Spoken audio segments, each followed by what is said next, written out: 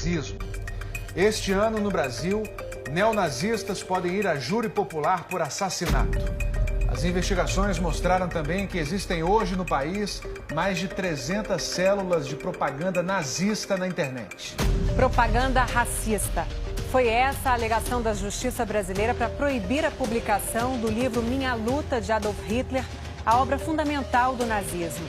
Agora, será que isso pode ser considerado censura ou uma medida de segurança necessária? Os principais símbolos do horror nazista, a suástica e a saudação do braço erguido, continuam vivos no Brasil 70 anos depois da Segunda Guerra Mundial. E o ódio propagado por Adolf Hitler também. Essa é a frase que eu mais ouço deles. É prazeroso odiar. Eu nunca vi alguém dizer que odiar é uma coisa prazerosa. As cenas são de vídeos apreendidos pela Polícia Civil do Rio Grande do Sul. Essa é uma festa particular, não aberta ao público. Esse vídeo foi gravado onde? Foi gravado em São Paulo. Este outro vídeo também foi apreendido pela Polícia Gaúcha, que ainda não identificou onde ele foi filmado. O que parecem brigas, na verdade, são treinamentos. E há um treinamento só de luta ou também com armas? Com armas também. Nós temos alguns treinamentos de armas. Como mostram essas fotos apreendidas pela polícia.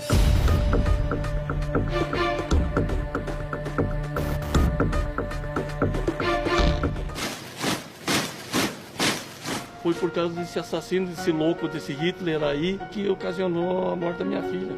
E outros loucos que seguiram ele, estão seguindo ele. O assassinato de Renata e do namorado no Paraná foi um dos muitos crimes cometidos no Brasil pelos chamados neonazistas. Daqui a pouco você vai conhecer essa história. Neo quer dizer novo. O nazismo como política, como forma de governo, acabou junto com a Segunda Guerra Mundial. Mas em várias partes do mundo e também do Brasil, sucessivas gerações de fanáticos tentam ressuscitar as perseguições a minorias e a fantasia de pureza racial. Hoje, a marcha dos neonazistas acontece principalmente na internet. Eles fazem sites, blogs, eles participam muito ativamente de fóruns neonazistas. Essa pesquisadora de uma importante universidade pública é uma das maiores especialistas sobre o tema no Brasil. Ela já recebeu várias ameaças de morte e por isso não mostra o rosto. Faz 13 anos que ela acompanha a atividade neonazista na rede. Quem são os neonazistas brasileiros? São aqueles que acreditam que eles são brancos puros e eles querem um lugar só para si. O ódio e a pregação da violência dominam as conversas virtuais. Neste fórum registrado nos Estados Unidos e que tem uma parte só sobre o Brasil, um brasileiro publicou a foto de um super canhão da época nazista para dizer: precisamos de um canhão para destruir aquelas favelas que chamam de comunidade. Essa é a filosofia deles. Tem que agredir, tem que violentar, tem que massacrar, porque as pessoas têm que temê-los. Quantos sites, fóruns, blogs existem no Brasil hoje com conteúdo neonazista? Veja, no Brasil, juntando fóruns, blogs, canais, tudo, 3.497. A internet ela tem sido utilizada pelos neonazistas para recrutar simpatizantes à ideologia neonazista. Tiago é presidente de uma entidade que recebe denúncias de crimes virtuais. Divulgar o nazismo no Brasil é crime previsto na Lei de Combate ao Racismo. A pena pode chegar a 5 anos de prisão.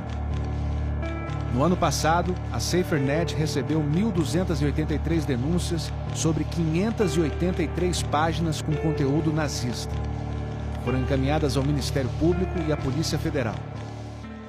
Esse é um problema que vem crescendo ano a ano. A atuação dessas células neonazistas no Brasil tem demonstrado uma capacidade maior de organização.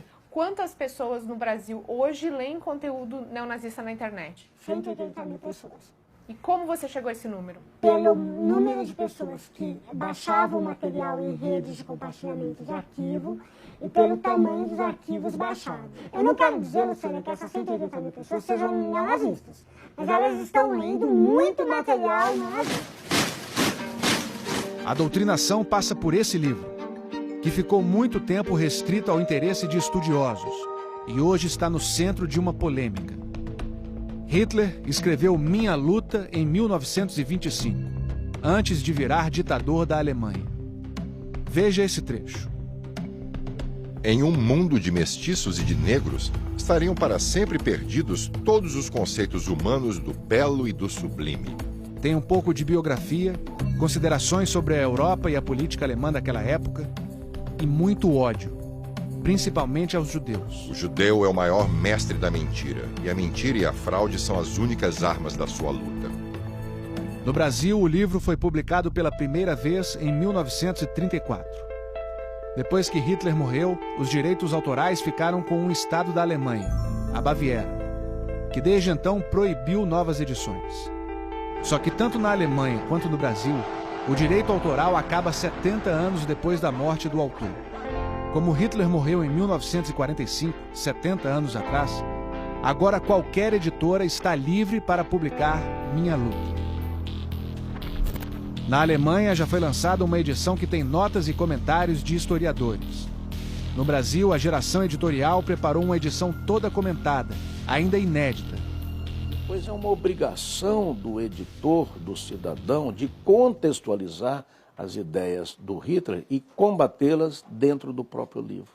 Publicar Minha Luta secamente, só o texto do autor, é propaganda.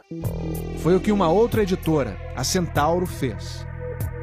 Ela já publicou uma tradução e sem comentários mesmo, para sair na frente da concorrência. Nós não somos contra uma edição comentada.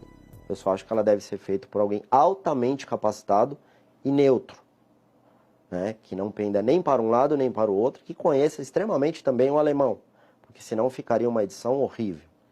O livro é ilegal porque ele se insere num tipo de literatura que é denominada de escritos de ódio. Um programa político de algo que chegou ao poder e que foi executado com os resultados que todos conhecemos. Este mês, um juiz do Rio proibiu a publicação e a venda de Minha Luta. Ele deve ser proibido porque é uma forma de incitação do racismo, do preconceito racial.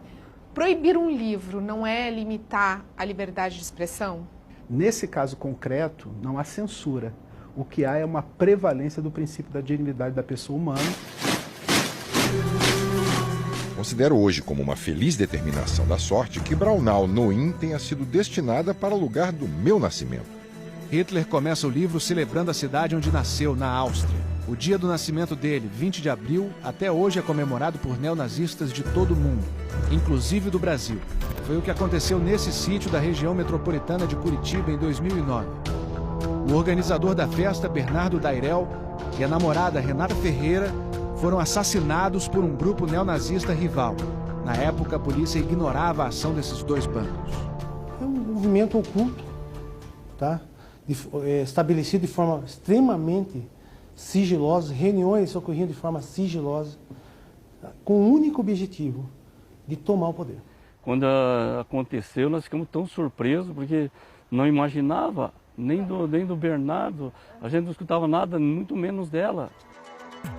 À justiça, os assassinos confessos disseram que o mandante do crime foi Ricardo Barolo. O motivo seria a disputa com Bernardo pela liderança dos grupos. As investigações mostraram que Ricardo queria construir um novo país no Brasil, chamado Neuland, que quer dizer Nova Terra em alemão. E as ideias que ele propagava e que ele colocava nesse país, no Neuland, o país dele é tudo ligado com o nazismo. O advogado de Ricardo diz que o cliente não tem envolvimento nem com os assassinatos, nem com o nazismo. Ricardo e mais 5 réus poderão ser julgados pelo tribunal do júri ainda este ano. Esta foto foi tirada por neonazistas gaúchos numa escadaria que é um dos símbolos da cidade de Porto Alegre. Aqui nós temos uma bandeira diferenciada, que é um símbolo separatista que eles criaram, né? Um símbolo separatista da República dos Pampas, que eles criaram. Para separar o Rio Grande do Sul do resto do Brasil? Para separar, não só o Rio Grande do Sul, para separar o movimento nazi. Faz 13 anos que esse delegado da Polícia Civil vem investigando a atuação de grupos neonazistas no Rio Grande do Sul. O sul do Brasil é a região que tem o maior número de neonazistas hoje? Eu diria que sim. Os casos investigados por ele envolvem os crimes de homicídio e racismo, entre outros. Nós já tivemos em torno de 40 prisões. Em 2005, 3 jovens que estavam num bar e usavam quipás, o chapéu típico judaico, foram agredidos e esfaqueados por um grupo que, segundo as investigações, é neonazista. Um grupo nazista agrediu rapazes judeus, única e exclusivamente pelo fato dos rapazes serem judeus. 11 anos depois, os 9 réus ainda não foram julgados pelo Tribunal do Júri. Por causa de recursos da defesa, a juíza do caso ainda não pôde marcar a data. Caso haja uma condenação nessa situação, é um recado que se passa para todo o país e para todo mundo envolvido nisso, que não se aceita mais 70 anos depois do que isso já deveria ter terminado, que essa conduta continue existindo. Seu Jorge Legman tem 71 anos. Ele nasceu no fim da guerra, num campo de concentração nazista, Dachau, na Alemanha. O que o senhor diria para os neonazistas brasileiros hoje? Para eles pensarem bem, estudarem a história, e para eles vão se convencer que perante a lei e perante a lei suprema somos todos iguais.